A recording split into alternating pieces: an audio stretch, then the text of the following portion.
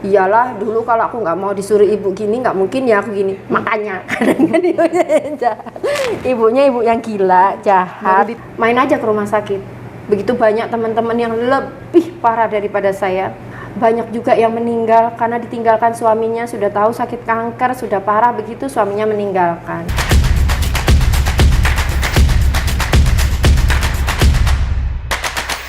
Ibu Herlina Iswahyudi, anti, Iya, anti karat. anti karat, survivor kanker payudara yang tidak hanya berjuang melawan kanker, tidak hanya berjuang mempertahankan hidupnya sendiri, tetapi juga berjuang untuk mempertahankan kehidupan keluarga, terutama kedua anaknya.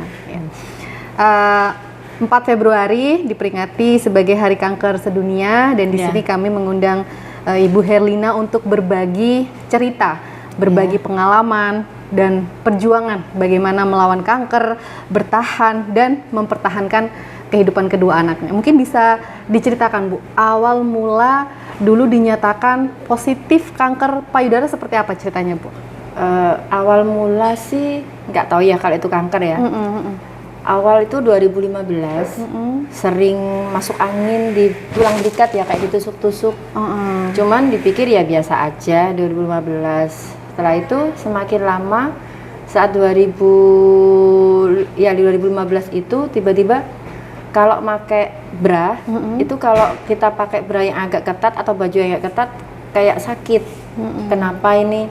Dibawa ke dokter untuk di USG, ternyata ada benjolan.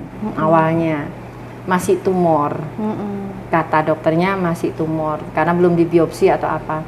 Dan di Palangka saat itu belum ada dokter onkologi, jadi tidak bisa periksa di Palangka ya. Tahun 2016 ada dokter onkologi dari Sampit terbang ke sini, yaitu dokter Faizon.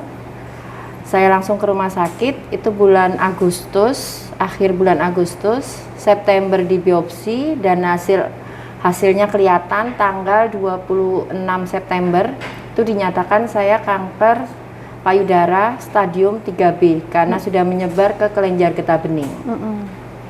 Itu yang awal dirasakan sakitnya setengah mati kalau tiba-tiba menyerang di tangan kiri karena payudara sebelah kiri yang ada kankernya, ada benjolannya, dan itu seperti bisul aja. Jadi kadang kita harus care ya, waspada dengan tubuh kita sendiri. Ada apa ini, ada sesuatu yang aneh, periksa aja.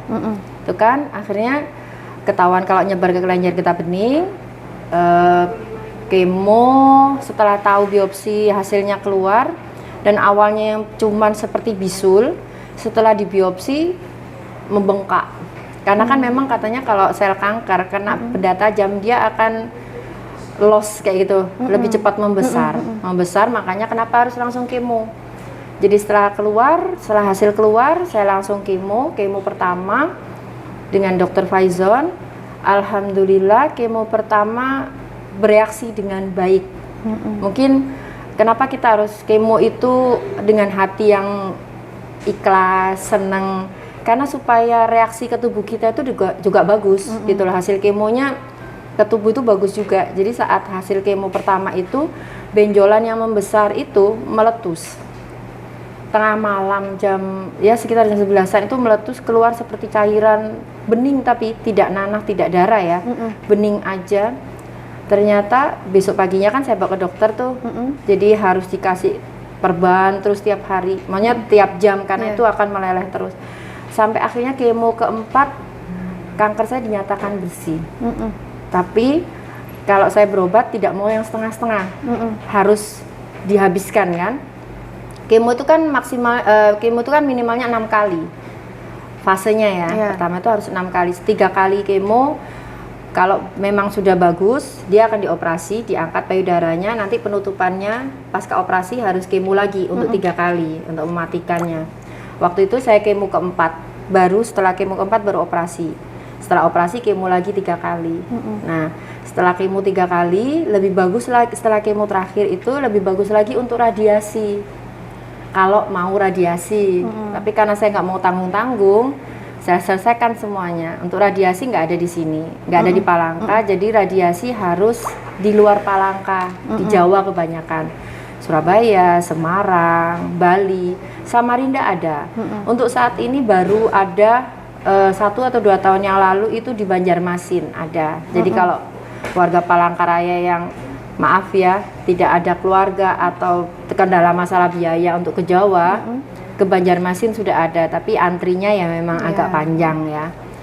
Radiasi 26 kali dan setelah itu ya selesai. Mungkin karena saya kanker payudara itu banyak macam ya. Ada yang karena hormon, ada yang bukan karena hormon. Itu semua ditentukan setelah hasil PA, patologi anatomi. Setelah biopsi itu kan ada PA tuh, patologi anatomi. Di patologi anatomi itu nanti dikirim lagi keluar. Itu yang menentukan apa penyebabnya dari kankernya. Nah, saat itu saya ERPR, hormon estrogen progesteron saya negatif.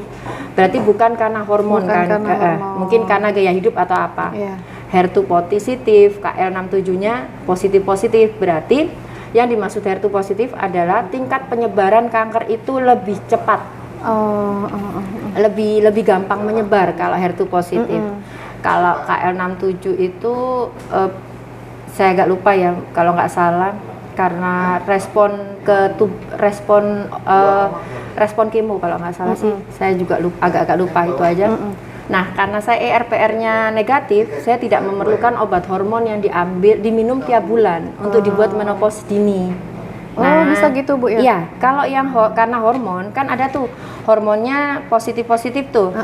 Jadi setelah kemo, setelah radiasi, setelah operasi, mereka tetap ambil obat bulanan setiap bulan sama suntik. Kalau yang masih masih belum menopause ya, itu dibuat menopause dini. Oh, berarti kalau konsumsi obat itu bisa cepat menopause? Memang gitu? tidak boleh mens, jadi diberhentikan untuk mens, untuk yaitu menopause kan, tidak boleh men. Kalau kayak saya enggak karena bukan karena hormon, bukan jadi tipe yang hormon tadi. Bukan tipe yang hormon, jadi normal lagi. Siklusku ya normal lagi seperti sewajarnya. Kalau yang orang-orang yang karena hormon, dia konsumsi obat 5 sampai 10 tahun untuk konsumsi obat. Obat itu. Dan kalau kayak saya yang bukan karena hormon, kontrolnya 3 bulan sekali, 6 bulan, 1 tahun. Jadi per tahun harus kontrol rutin ya, karena supaya kalau ada sesuatu yang terjadi lebih awal tahunya, seperti itu. Nah, tahun 2020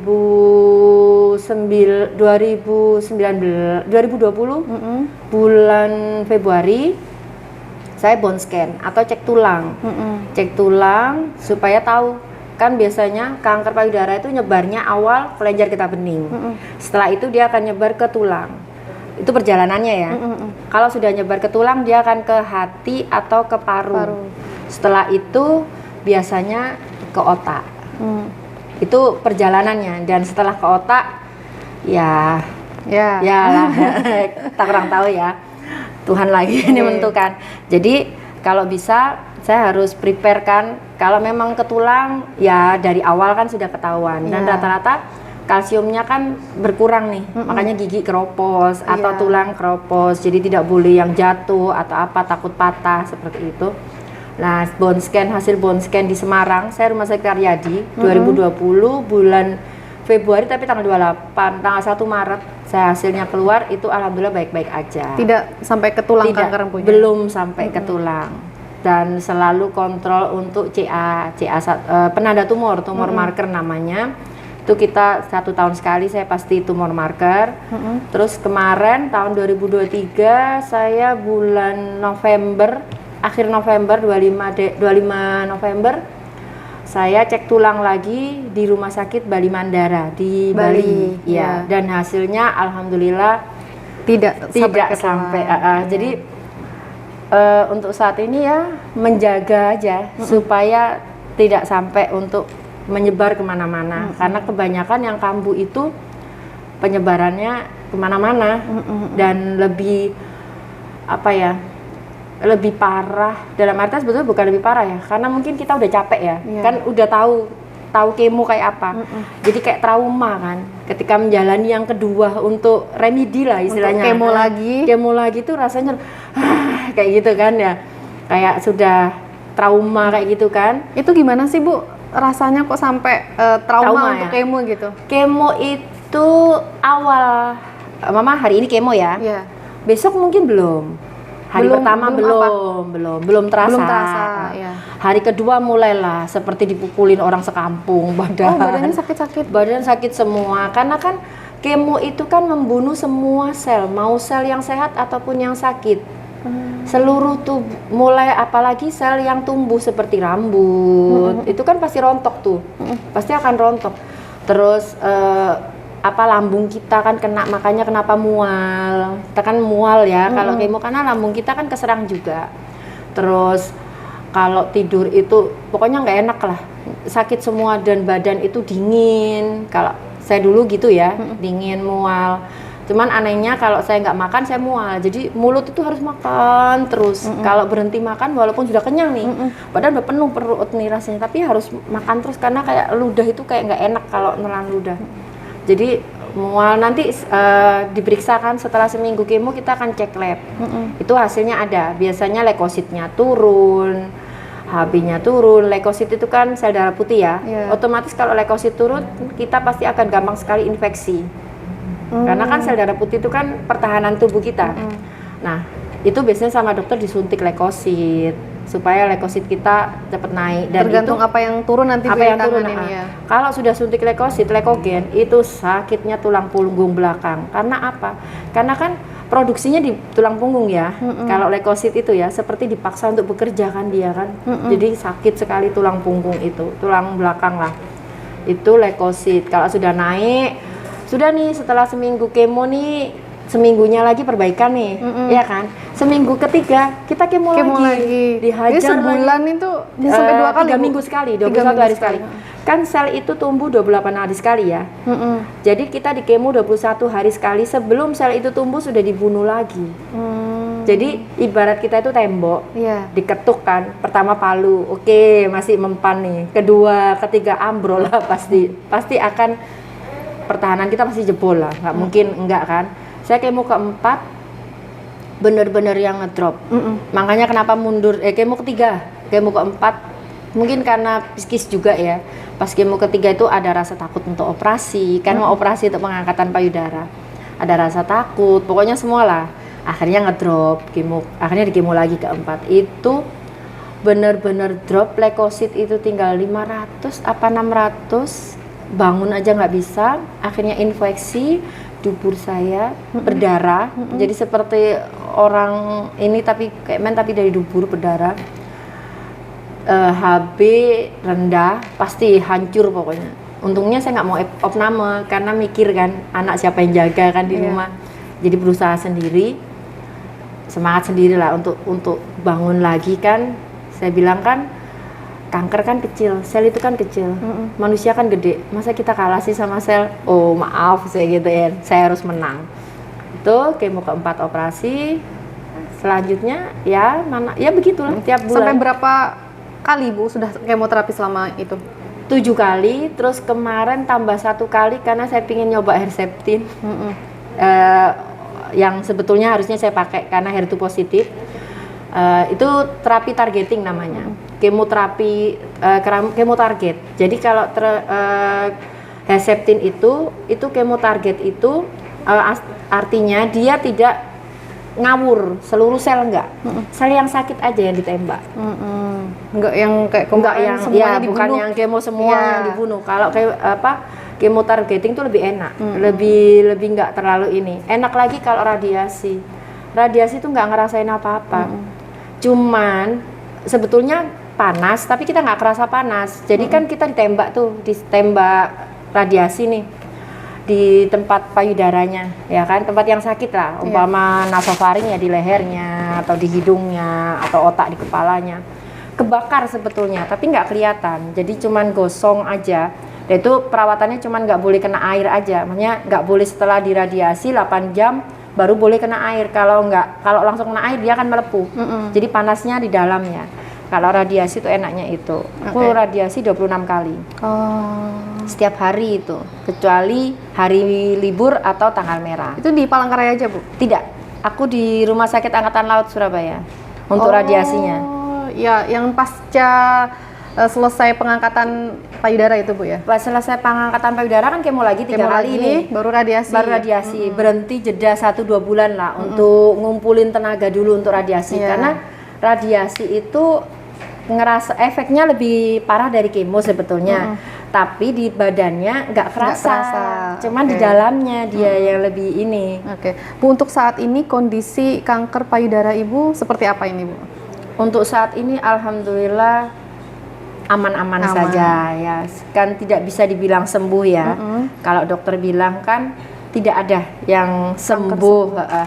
Cuman bertahan, sehat. Tidur Iya. lah, pingsan lah. Sembuh itu kalau kita meninggal bukan karena kanker, oh berarti sembuh kankernya. Karena kadang ada yang setelah 10 tahun, 15 tahun dia akan kambuh lagi, banyak juga. Jadi tidak bisa dinyatakan sembuh 100%, tidak. Ya kepinginnya ya, tapi kan nggak bisa kayak orang jantung, diabetes kan nggak bisa yang dia kan maintenance terus obatnya kan. Cuman ada batasannya. Ada batasannya. Dia melebihi Melebihi batasnya atau enggak, yaitu dengan tumor marker. Kan ada tumor marker itu bisa 3 bulan sekali atau 1 tahun sekali dicek kan dengan cek darah itu dia naik enggak gitu. Untuk memantau itu tadi Bu Untuk ya. memantau. Kalau dia enggak naik ya lebih baik lagi kita seperti PET scan atau CT scan atau bone scan. Kalau PET scan itu lebih ke inti selnya lagi, lebih tahu lagi itu, lebih dalam lagi. Cuman tidak ditanggung BPJS dan harganya lumayan. Berarti Ibu dari awal kemarin tuh semuanya ditanggung BPJS ya Bu ya? Alhamdulillah tanggung BPJS. Ada yang nggak ditanggung BPJS Bu? Untuk perjalanannya aja sih. Perjalanan, oke. Tidak. Kecuali kemarin yang di Bali Mandara sebetulnya tidak tanggung BPJS, belum kerjasama dengan BPJS rumah sakitnya. Cuman karena dia ada pembukaan, dia ngasih undangan untuk pasien di Doris itu 5 orang. Nah, saya ikut waktu itu. Jadi kalau yang ditanggung BPJS untuk bone scan itu rumah sakit Karyadi, rumah sakit di Jakarta Darmais, cuman antrinya panjang ya. Nah, kalau Bali Mandara masih proses ini untuk mengajukan untuk kerjasama dengan BPJS. Kalau PET scan ada ditanggung BPJS, tapi sekali seumur hidup. Jadi kalau bisa dipakai pas kita memang urgent perlu. Kalau enggak usah. Oke. Ibu dinyatakan tumor dulu kan 2015. Ya, Kemudian pengangkatan 2016 dinyatakan 2017. Dinyatakan tidur atau pingsan tadi itu di Ya. 2017 itu Bu ya? Ya, 2017. Kenapa diangkat? Karena sel kankernya tadi sudah nggak nempel. Jadi dokter itu kenapa tidak mau langsung angkat, kan biasanya orang aku di kemo terus nggak diangkat-angkat, kan sering gitu kan ya, bosen kemo terus karena nggak dioperasi-operasi. Kenapa itu kemo sekali 2 kali terus dioperasi? Karena pas 1 kali kemo, 2 kali kemo dicek kan sama dokter atau 3 kali kemo dicek. Kalau sel kankernya masih nempel, itu dokter tidak akan pernah berani untuk ngangkat. Jadi kalau kita sudah dinyatakan memang sel kankernya sudah tidur, baru diangkat benjolannya. Tidak langsung diangkat. Setelah diangkat, ini sudah bersih sebenarnya. Iya. Tapi untuk penutupan kan supaya lebih ini kan dikemo lagi 3 kali, pasti itu. Setelah operasi pasti dikemo lagi 3 kali. Padahal itu sudah bersih sebenarnya. Dan pingin bersih lagi dengan radiasi. Tapi terkadang orang kan setelah diangkat, aku sudah bersih kok kata dokternya, nggak mau kemo lagi. Iya. Bukannya salah, tapi tidak juga saya benarkan. Takutnya sewaktu-waktu ternyata cuman pura-pura tidur gitu loh kankernya kan. Apa salahnya kalau setelah itu ditutup lagi, dihajar lagi, jadi benar-benar mati di dalamnya gitu. Berarti Ibu dinyatakan tidur itu dari 2017 itu ya? 2017. 2 tahun perjuangan itu Bu ya. Nah, kemudian dari 2017 sampai saat ini pingsan itu bagaimana Ibu menjaganya untuk si kanker ini tidak bangun lagi gitu? Pertama itu pikiran ya. Ya kan? Semua penyakit itu kan dari pikiran, mindset kita kan. Sama hati yang gembira adalah obat katanya. Jadi kita nikmati aja hidup, kita nikmati apa yang ada. Karena kan kematian itu pasti. Semua orang kan sudah dikatakan matinya tanggal berapa, hari apa, sudah ada itu kontraknya. Jadi ngapain kita bingung lagi gitu? Ya paling tidak saat kita sebelum kita mati dalam perjalanan untuk menuju kematian kita punya sesuatu yang bisa untuk dikenang lah, untuk dikenang ya paling nggak orang-orang terdekat kita bahwa kita adalah seorang yang pejuang kayak gitu-gitu. Orang Jadi yang, intinya tidak mau meninggal iya, karena tidak ada perjuangan melawan kanker tadi itu, iya Bu, betul. ya. Saya nggak mau meninggal dengan sia-sia. Oke Bu, ini kan kanker penyakit yang ditakutkan banyak orang. Iya betul. Gimana Langsung kuburan rasanya ya. gitu? Kan orang sakit kanker langsung, Langsung drop, iya. Langsung kuburan, mikirnya mati sudah. gitu. Gimana rasanya Ibu tahu pertama kali dinyatakan positif mengidap kanker ini tersambar geledek atau gimana waktu itu? Ya pastilah, semua orang kan pasti awal 2015 dikasih tahu kalau tumor aja dan menunggu di sini tidak ada dokternya aja udah ada buka-buka Google kan, jadi dokter sendiri lah istilahnya. Oh nggak apa-apa, kanker kan katanya dari tumor ke kanker tuh 5-10 tahun inkubasinya begini. Ternyata salah kan. Nah itu kenapa bisa Ibu cepet nggak sampai setahun udah dinyatakan ke kanker itu dari tumor Bu? Ya itu tadi Penyebabnya? mungkin ya karena pola hidup, pikiran juga jadi mikir yang aneh-aneh kan, terus make yang herbal-herbal. Oh, sempat pakai herbal Bu ya? Sempat, sebelum musim bajaka, sebelum rame saya sempat pakai juga bajaka. Terus daun sirsak lah, apalah, keladi tikus lah, semua dicoba.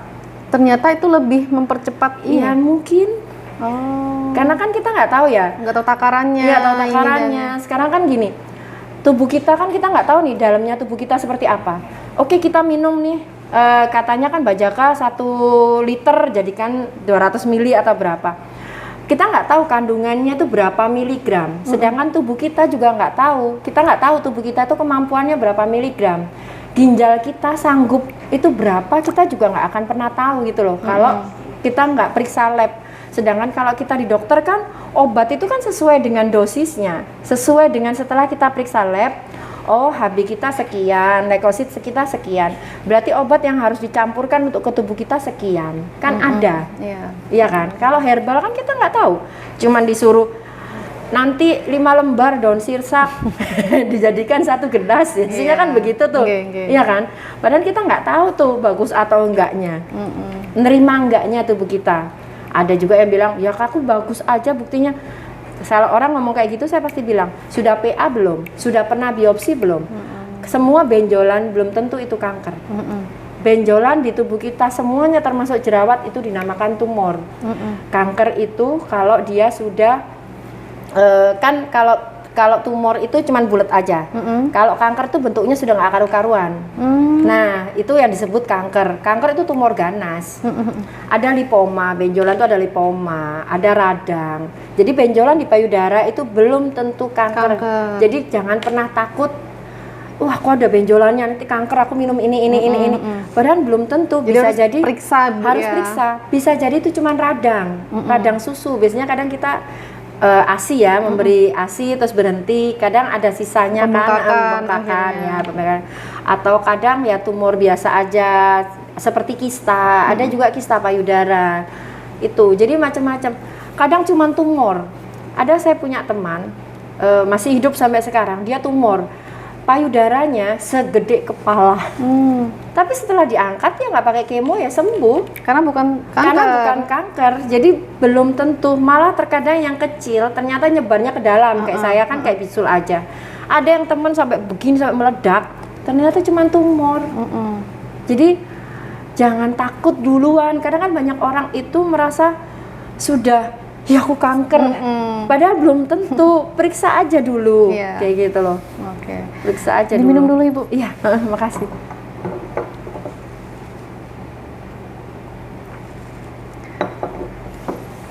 Nah, Ibu ini kan tidak hanya berjuang melawan kanker yang saya katakan tadi. Sebelumnya kita sempat ngobrol Bu ya, bahwa perjalanan Ibu untuk melawan kanker, untuk bertahan hidup ini alasannya. Ada alasannya. Tidak hanya untuk setiap orang ada tidak hanya saya ingin hidup, tapi juga ada 2 orang di belakang Ibu yang kehidupannya harus diperjuangkan. Mungkin bisa diceritakan Bu. Ibu merantau ya dari Jawa gitu. Dari Surabaya. Dari Surabaya ke Palangkaraya, kemudian dengan tanpa tujuan. Dan tidak ada bantuan sama sekali saat itu Bu ya. Terus ada temennya. Nah, mungkin bisa diceritakan Bu awalnya dulu gimana sampai akhirnya masih merintis di Palangkaraya, kemudian terkena kanker payudara, untuk menyekolahkan anak-anak juga harus berjuang dalam kondisi sakit. Ceritanya seperti apa sih Bu? Ya itu takdir kali ya. Kalau untuk sekarang dipikirnya ya mungkin takdir lah, mungkin takdir Tuhan itu yang terbaik lah buat kita. Walaupun dibungkus dengan kertas yang jelek, bener ternyata di dalamnya indah ya, kita nggak tahu ya. 2009 suami saya meninggal mendadak, umur Waktu masih di Jawa, Bu? masih di Surabaya. Masih di Surabaya. Umur 36. Jadi makanya kematian itu tidak lihat dari umur atau kamu sakit apa.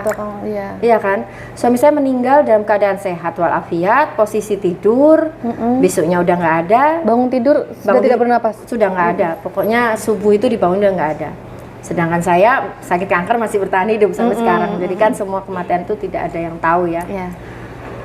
Dan ya dibilang depresi ya pasti depresi ya manusia. Karena terbiasa semua tergantung dengan almarhum suami yang sangat-sangat super baik mungkin makanya cepat meninggal karena super baik. Saya sangat tergantung dengan dia. Saya cuman taunya senang-senang aja.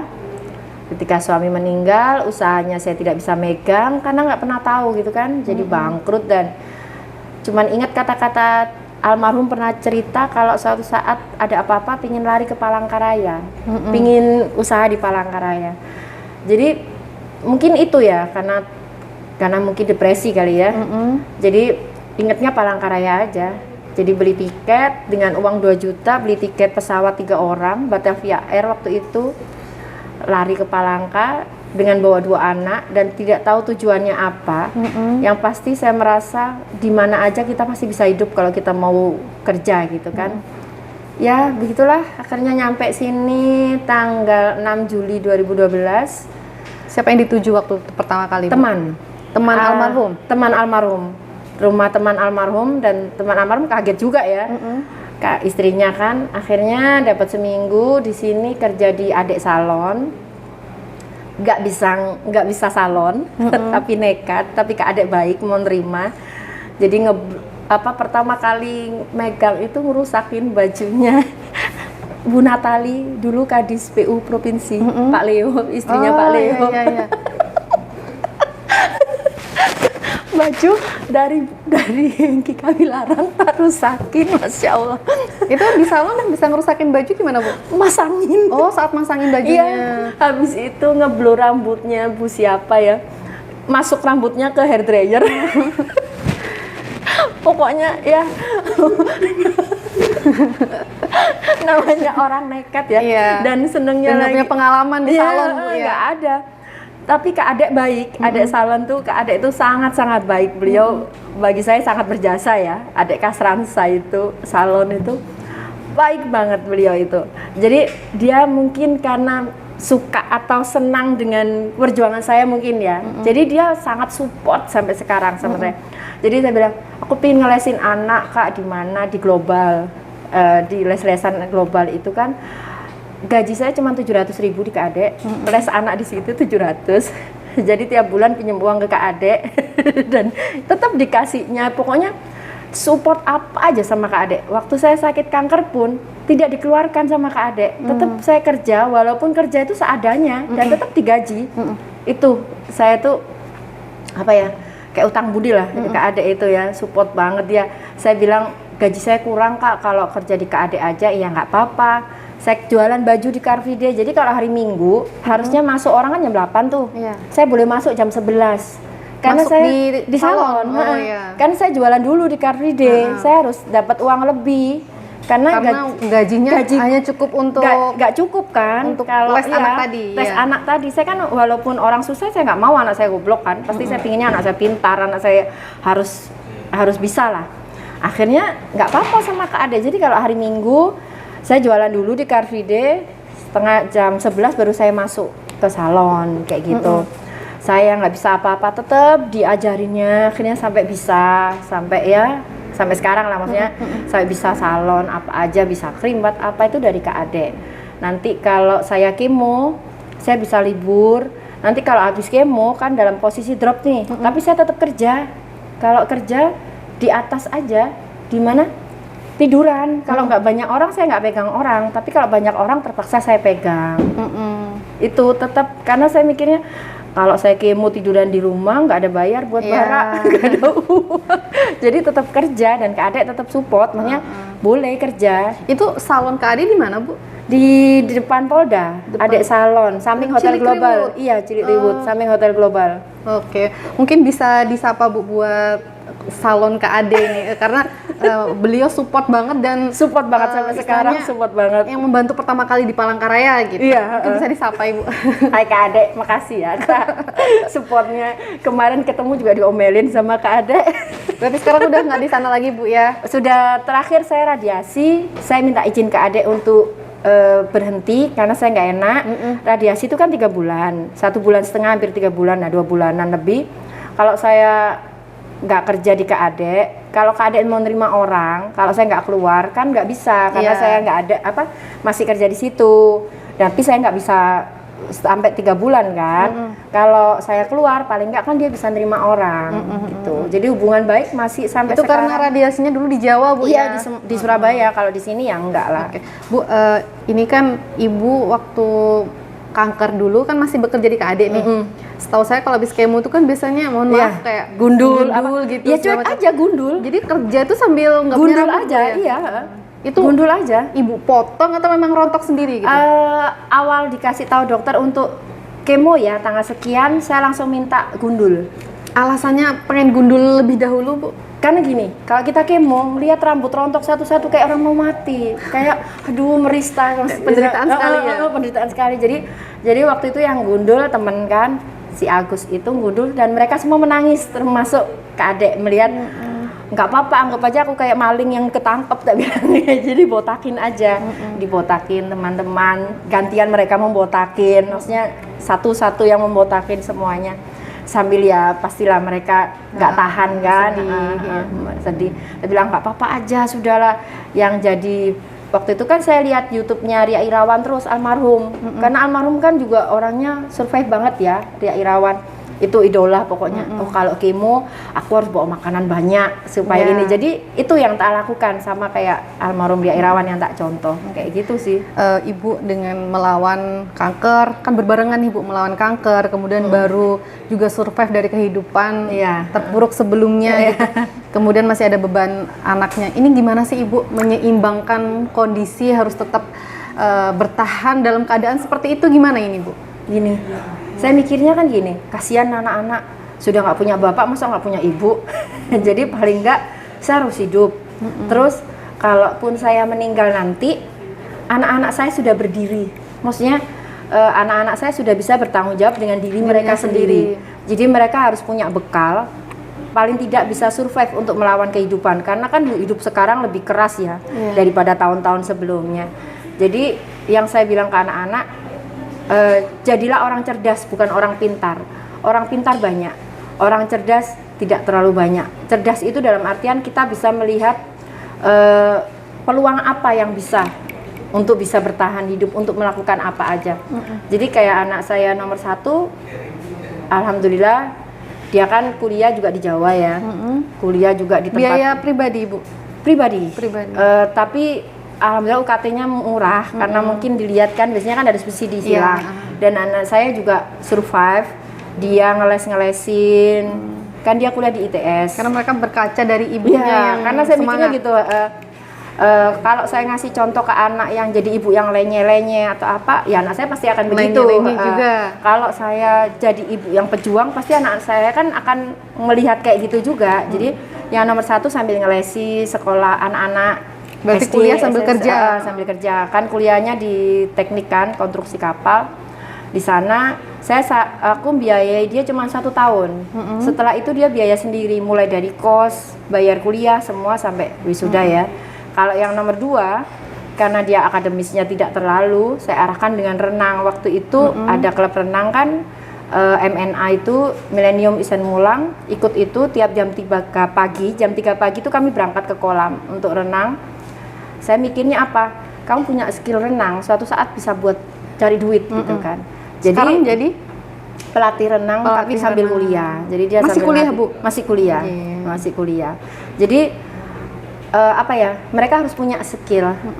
yang bisa untuk bertahan, paling tidak untuk bertanggung jawab dengan mereka sendiri, untuk menghidupi diri mereka sendiri. Kayak sekarang kan yang kecil juga ya bisa sendiri lah untuk uang kehidupan jajan sendiri, ya, ya. untuk uang jajan mereka kan sudah nggak bingung lagi, dan itu lumayan sangat meringankan beban sudah. Ibu kan dulu merintis banget di sini, nggak punya apa-apa, kemudian Iya, gajinya aja cukup untuk les, kemudian anaknya masih dileskan renang, anak yang pertama kuliah di Jawa.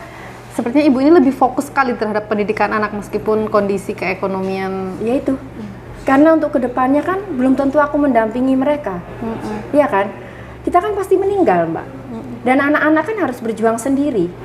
Jadi kan kita harus ngasih bekal mereka, bukan harta ya, karena aku nggak punya harta. Bekalku yaitu tadi, kalian harus punya keahlian, punya keterampilan yang bisa buat kalian hidup apapun itu, gitu loh. Jadi intinya kan kita harus punya sesuatu, gitu loh. Kita harus punya sesuatu untuk bisa berjuang. Iya. Ya kalau nanti kan perempuan semua ya dua-duanya. Oh, Ya, perempuan, Bu? Perempuan Berarti yang dua-duanya. teknik kapal tadi juga perempuan? Perempuan, yang konstruksi kapal juga perempuan.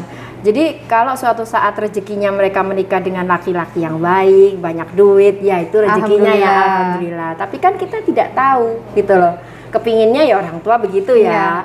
Tapi kan kita nggak tahu, paling tidak dia bisa menghidupi dirinya sendiri. Paling tidak dia bisa dihargai orang karena dia mampu berdiri sendiri. Itu sih. Bu, ada mungkin hal berkesan mungkin Bu dulu waktu dalam kondisi sakit habis kemo, Ibu sampaikan tadi itu seperti dipukulin tetapi masih harus berjuang bekerja untuk kehidupan Ibu dan anak-anaknya. Mungkin ada kesan-kesan yang menyentuh sampai saat ini dirasakan Ibu. Apa ya? Perjuangannya dulu yang paling diingat gitu. Yang paling diingat banyak, cuman ya untuk sekarang sih ya ternyata aku bisa melewati. Kan kata orang, kayu terus sepedamu ya, pasti akan nyampe juga. Ya. Terus ada satu kata waktu itu, kata dokter Samuel yang tak ingat sampai sekarang, matilah dengan layak. Karena mati dengan layak itu dalam artian kita tidak, saat kita mati tidak merepotkan orang yang kita tinggalkan. Jadi saat kita meninggal, kita dikenang orang sebagai orang yang bagaimana berjuang. Kita meninggal tidak membebani yang kita tinggalkan dengan apapun itu. Masalahnya seperti umpama hutang atau apa. Pokoknya itulah, mati dengan layak, itu aja. Jadi tak pikir, oh iyalah, aku harus mati dengan layak. Paling tidak, aku tidak punya keluarga di Palangkaraya ini. Kalau aku bisa membantu banyak orang, kan komunitas kanker ya, banyak kan kayak mama yang meninggal ditinggalkan keluarganya setelah sakit kanker, tinggalkan suaminya atau apa. Dulu itu sampai aku harus berusaha untuk menguburkannya dengan layak atau apa, karena aku mikirnya apa, saat aku meninggal aku nggak ada keluarga di sini, aku akan dibantu banyak orang. Iya. Itu aja. Jadi itu aja sih prinsipnya, pinginnya mati dengan layak. Ya itu tadi, supaya aku gimana caranya aku mati dengan layak, ya aku harus berjuang. Oke. Ibu tidak hanya survivor kanker tapi juga survivor kehidupan. Ibu ini juga ya, sudah menjalani berbagai pekerjaan. Ya. Banyak gagalnya sampai akhirnya sekarang menjadi seorang penjahit. Nah, pekerjaan apa aja Ibu yang udah gagal-gagal yang udah pernah Ibu jalani? Masuk salon ya, bukan orang salon, nekat salon dengan sampai semua harus bisa kan sebetulnya. Habis itu jualan kue, pernah juga jualan tahu Sumedang keliling dari rumah saya kan di Banduhara dulu sebelum dijual sampai Pabelum. Waktu corona awal buka kantin di SMA 5 karena corona ditutup. Pernah usaha baju dulu Bu ya? Baju yang toko itu kan, karena dapat uang asuransi kan, bukain toko ternyata kebakar kapalnya. Pokoknya apa aja, yang penting kan berjuang dulu. Sampai akhirnya terakhir menjahit Bu ya? Menjahit. Ini padahal tidak punya skill menjahit juga? Enggak, tapi suka.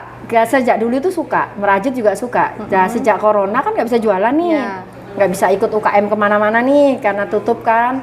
Nah, ada temen yang ngasih mesin jahit, coba-coba, ternyata ya sampai sekarang, alhamdulillah sampai sekarang sudah ada yang bantuin 2 orang. Terus nyoba. Sudah ada yang bantuin? Ada. Waktu saya kemarin ke sana belum ya Bu? Belum. Sekarang sudah ada yang 1 bantuin. tahun sudah nambah 2 Bu ya? Tahun depan nambah 2 lagi. Amin. Terus nyoba ekoprint, belajar dari YouTube. Akhirnya kok jadi, dan Ya sekarang lagi ditantang sama Rumah UMKM Pertamina kan bikin ecoprint tapi motif batik katang. Kayak yang saya pakai ini kan motif batik katang. Jadi daunnya dibentuk supaya jadi motif batik katang kayak gitu. Bisa Bu ya. Biasanya Iya, kan kalau membatik tuh memang harus bentuk ini. Iya, ini kan jadi diguntingin batiknya daun jatinya. Oh, berarti kita membentuk batiknya di daun jatinya, baru ditempelin. Oh, Iya. Gitu. Jadi kan kalau ecoprint kan seluruh Indonesia udah banyak nih. Tapi dengan motif tertentu kan belum nih. Jadi cobalah. Itu inisiasi dari siapa, Bu? Rumah BUMN Pertamina BUMN. ditantang kan. Iya. Ayo Mbak Lina bisa bikin, coba Pak saya bikin, ternyata ya bisa walaupun belum terlalu sempurna, masih belajar Berarti terus. menjahit ini pekerjaan yang cukup lama Bu ya dari pekerjaan-pekerjaan sebelumnya. Enggak juga sih ya. Enggak juga sih, kan saya di sini sudah 12 tahun ya.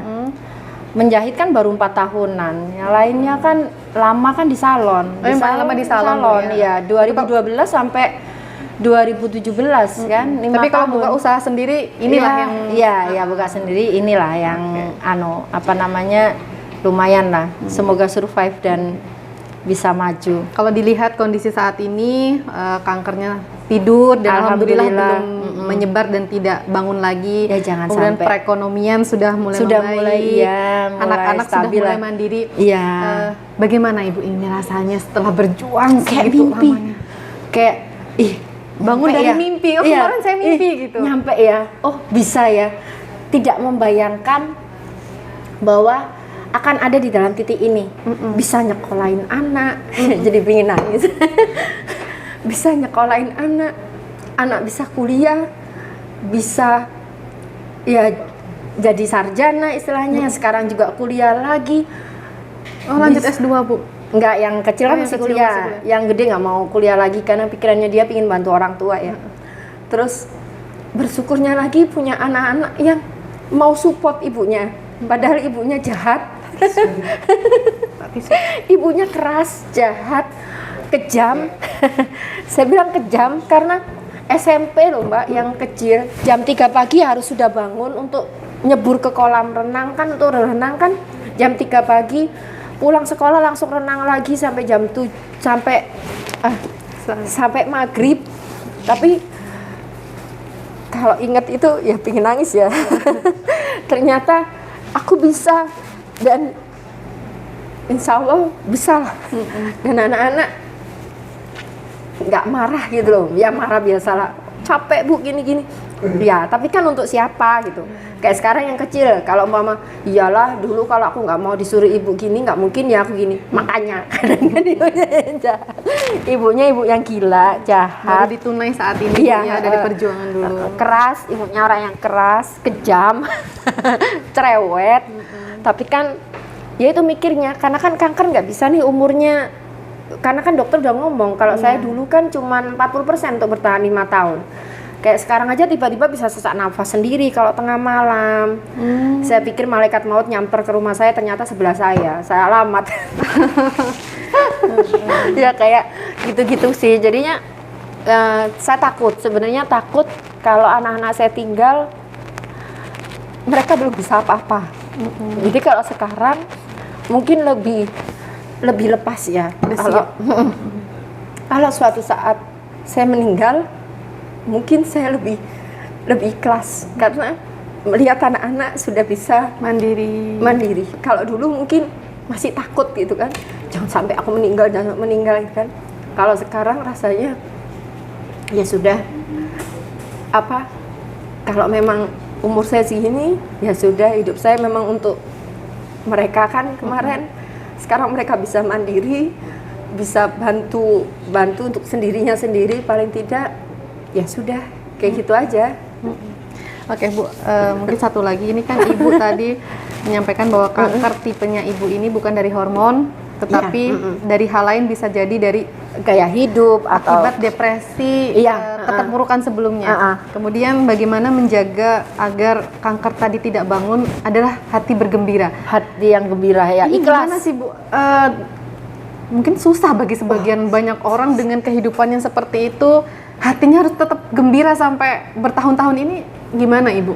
Ya, kenapa aku bisa ikhlas, kenapa aku bisa gembira kayak gini? Karena saya sering main ke rumah sakit. Jadi kalau saya lagi down, kan nggak mungkin nih kita survive terus, kan pasti ada waktunya kita down. Main aja ke rumah sakit. Begitu banyak teman-teman yang lebih parah daripada saya. Mungkin kalau saya mungkin masalah ekonomi aja ya dulu. Mereka tertekan dalam banyak hal. Support dari keluarga tidak ada. Banyak juga yang meninggal karena ditinggalkan suaminya, sudah tahu sakit kanker, sudah parah begitu suaminya meninggalkan. Ada juga yang anak-anak, Dokter Theo juga baik ya, itu ditinggal aja di rumah sakit dan wisma disediain sama Dokter Theo. Saya paling cuma ngasih makan areka aja kayak gitu. Dengan melihat mereka seperti itu, ternyata hidup saya nggak ada apa-apanya. Ternyata apa yang saya alami itu tidak ada apa-apanya. Saya cuma seujung kuku aja penderitaannya daripada mereka. Kadang mereka saat berjuang malah dikatain banyakan dosa, itu karma kamu gini-gini sama suaminya atau sama pasangannya. Masya Allah, itu ya. Ternyata saya nggak ada apa-apanya. Ternyata saya ini yang masih beruntung gitu, masih bahagia. Itu aja sih. Itu yang bikin bahagia, itu yang bikin senang, lebih ikhlas. Oke.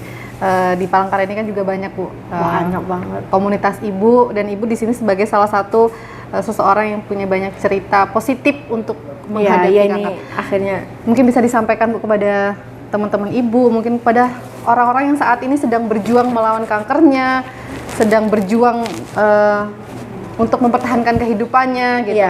Mungkin apa yang pengen disampaikan ibu kepada teman-teman di sana? We can, I can lah.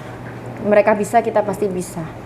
Banyak kok yang selamat dari kanker, banyak kok orang-orang kanker yang berprestasi, banyak juga orang-orang yang kanker yang selamat dan panjang umur, bisa kerja, bisa ngapain aja. Pokoknya nggak usah peduli sama semuanya, pedulikan diri kita sendiri aja. Istilahnya kalau kita kanker nih, dikatain apa aja terserah aja, yang penting kita sehatkan badan kita aja dulu. Selama kita sehat, kalau saya bilang ke teman-teman biasanya nggak usah peduli suamimu, karena apa? Dia bisa aja nikah lagi, kamu sehat aja bisa nikah lagi, apalagi kamu sakit. Yang penting kamu sehat, semangat, demi apa? Anak-anak. Itu aja sih. Demi anak-anak, semangat. Kalau saya bisa, saya yakin kalian juga pasti bisa. Semangat berarti Bu ya untuk semangat, cuman itu berjuang. aja. Tapi kembali lagi ke diri sendiri ya, semangat itu ya, bukan orang lain yang ngasih tahu semangat. Ini yang penting. Tanamkan dalam diri sendiri.